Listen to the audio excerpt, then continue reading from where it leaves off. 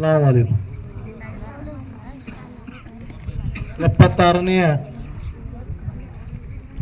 ಗಣರಾಜ್ಯೋತ್ಸವದ ನಮ್ಮೆಲ್ಲರಿಗೂ ಶುಭಾಶಯಗಳು. ನಮ್ಮ ದೇಶ ಭಾರತ ದೇಶ ಬ್ರಿಟಿಷರ ಕಪಿಮುಷ್ಟಿಯಿಂದ ಸ್ವತಂತ್ರಗೊಂಡ ನಂತರ 1947 ಆಗಸ್ಟ್ 15ರಂದು ನಮ್ಮ ದೇಶ ಸ್ವತಂತ್ರ ಆಯಿತು. ಸ್ವತಂತ್ರ ಆಗಲಿಕ್ಕೆ ಎಷ್ಟು ಸಂಗ್ರಾಮಗಳು ನಡೆದು ಅನ್ನುವಂಥದ್ದು ತಾವೆಲ್ಲರೂ ಇತಿಹಾಸದಲ್ಲಿ ಈಗಾಗಲೇ ಓದಿದ್ದೀರಿ.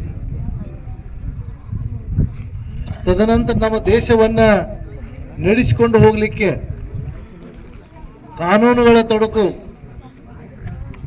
ಇರದೇ ಇರುವುದರಿಂದ, ಕಾನೂನುಗಳು ಬೇಕಾಗಿರುವುದರಿಂದ ಕಾನೂನು ಸಮಿತಿಯನ್ನ ರಚನೆಗೊಳಿಸಲಾಯಿತು, ಕರಡು ಸಮಿತಿಯನ್ನು. ಸದರಿ ಕರಡು ಸಮಿತಿಗೆ ಡಾಕ್ಟರ್ BR ಅಂಬೇಡ್ಕರ್ ಅವರನ್ನು ಅಧ್ಯಕ್ಷರನ್ನಾಗಿ ನೇಮಿಸಿಗೊಳಿಸಲಾಯಿತು. ಆ ಸಮಿತಿ ಡಾಕ್ಟರ್ ಬಾಬು ರಾಜೇಂದ್ರ ಪ್ರಸಾದ್, BR ಅಂಬೇಡ್ಕರ್, ಅನೇಕ ಮಹಾನುಭಾವರು ಆ ಸಮಿತಿಯಲ್ಲಿ 11 ಜನ ಸಮಿತಿಯಲ್ಲಿದ್ದರು. ಸದರಿ ಸಮಿತಿಯವರು 1949 ನವೆಂಬರ್ 26ರಂದು ಈ ಕರಡು ಸಮಿತಿಯನ್ನು ಪೂರ್ಣಗೊಳಿಸಿ ಸಂವಿಧಾನವನ್ನು ರಚನೆಗೊಳಿಸಲಾಯಿತು. ಆದರೆ 1950 ಜನವರಿ 26ರಂದು ನಮ್ಮ ಸಂವಿಧಾನ ಅಂಗೀಕರಿಸಲಾಯಿತು.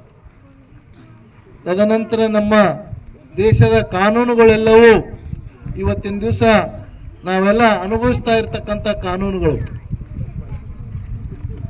ಪ್ರತಿ ವರ್ಷನೂ ನಾವು ಬಹಳ ವಿಜೃಂಭಣೆಯಿಂದ ಈ ಸಮಾರಂಭಗಳನ್ನು, ರಾಷ್ಟ್ರೀಯ ಹಬ್ಬಗಳನ್ನು ಆಚರಿಸ್ತಾ ಇದ್ದೇವೆ.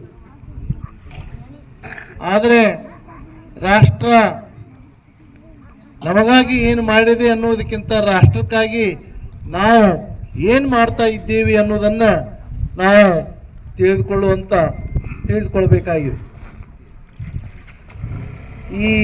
ಇವತ್ತಿನ ದಿವಸ ಎಲ್ಲ ಮಕ್ಕಳು ಪ್ರಜಾರಾಜ್ಯೋತ್ಸವ ಬಗ್ಗೆ ಮಾತಾಡಿರ್ತಕ್ಕಂಥ ಕನ್ನಡ, ಇಂಗ್ಲೀಷು, ಉರ್ದು ಈ ಭಾಷಣಗಳನ್ನು ನೋಡಿದರೆ ಬಹಳ ಒಳ್ಳೆಯ ರೀತಿಯಿಂದ ಮಕ್ಕಳು ಮಾತಾಡಿದ್ದಾರೆ. ಅವರಿಗೆ ಈ ಪ್ರಜಾರಾಜ್ಯೋತ್ಸವದ ಶುಭವನ್ನು ಕೋರ್ತಾ ಇದ್ದೇನೆ. ಈ ವೇದಿಕೆ ಮೇಲೆ ಇರ್ತಕ್ಕಂಥ ಎಲ್ಲ ಗಣ್ಯಮಾನ್ಯರಿಗೆ ವಂದಿಸುತ್ತಾ ನನ್ನ 2 ಮಾತನ್ನ ಮುಗಿಸ್ತಾ ಇದ್ದೇನೆ.